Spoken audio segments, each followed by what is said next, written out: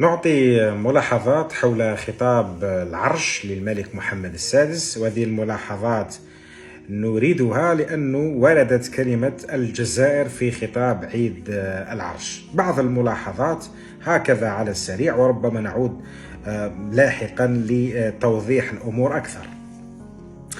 لما تكلم على السياسة الخارجية والجوار بدأها بالجزائر وعاد إلى الأسطوانة الأولى، أسطوانة اليد الممدودة، وهي في حقيقة الأمر ما زالت يد مسمومة وليس يد ممدودة.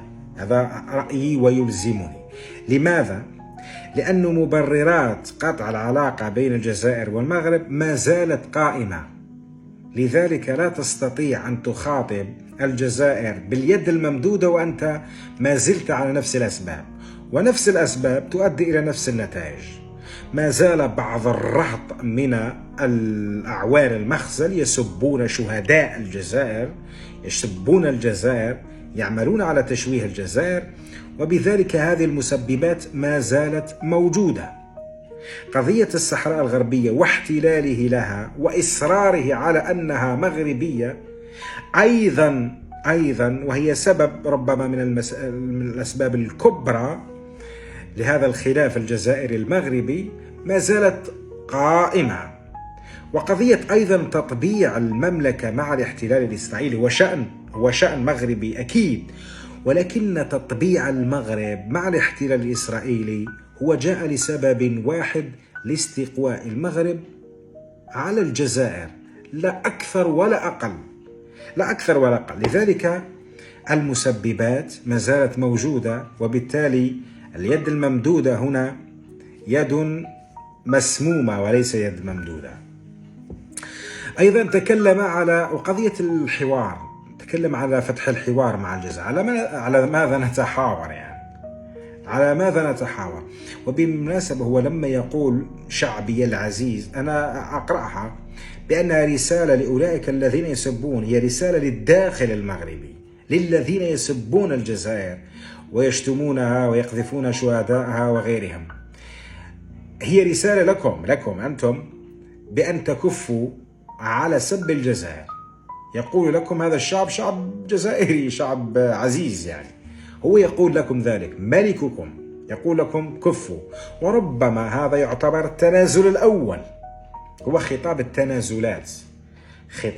التنازلات قدمه محمد العرش.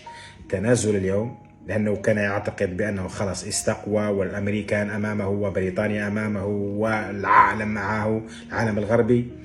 لذلك الآن أستطيع أن أقول الجزائر قالبت الطاولة على المخزن. هذا التنازل الأول، يتنازل ويطلب الحوار ويطلب اليد الممدودة. الحوار الثاني أو النقطة الثانية قضية الصحراء الغربية، بعد أن شكر البرتغال وشكر المملكة البريطانية، ولكن يقول عبارة مهمة: نجدد حرصنا على إيجاد حل توافقي لا غالب فيه ولا مغلوب، ويحفظ ماء وجه الجميع. بمعنى أن هذا هو التنازل الثاني في هذا الخطاب، لذلك سميته بخطاب التنازلات أو خطاب الانهزام. يتنازل بعد أن قلبت الطاولة عليه، وهو خطاب استنجاد أيضا، خطاب شفقة، خطاب رحمة يوجهه محمد السادس. لا غالب فيه ولا مغلوب. ما دام أنت مصر على أن هذه مغربية، يا سيدي أكمل في شجاعتك، حتى لا أقول في رجولتك، أكمل فيها إلى الحد الذي تراه أنت. لا تقول لا غالب ولا مغلوب، هذه أرضك، لا مساومات في أرضي وفي حدودي وفي أمني وفي ترابي. هذه لا تساوم، الأراضي لا تساوم. ولا تقول لا غالب ولا مغلوب، ولا تقل ما يحفظ ماء وجه الجميع.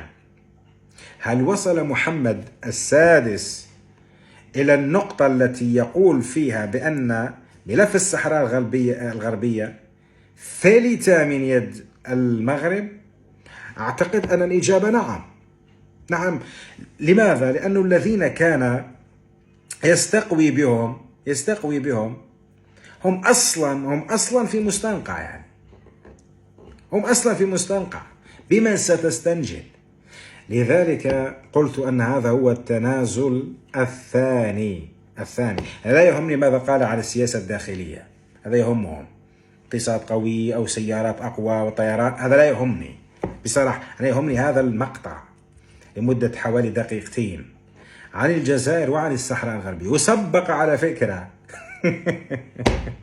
سبق ملف الجزائر عن الصحراء الغربية. لذلك لو كانت الأرض، يعني أنت تسبق بأرضك، يعني تسبق بالشيء الذي يهمك بالشكل الكبير، من المفروض هذا ما أراه أنا لما تأتي تتكلم على الصحراء الغربية، لأنها أنت في اعتقادك هي أرضك وليس أرض مستقلة وكذا. لذلك أقول أن هذا خطاب تنازلات، خطاب وصل فيه المغرب مرحلة عض أصابعه.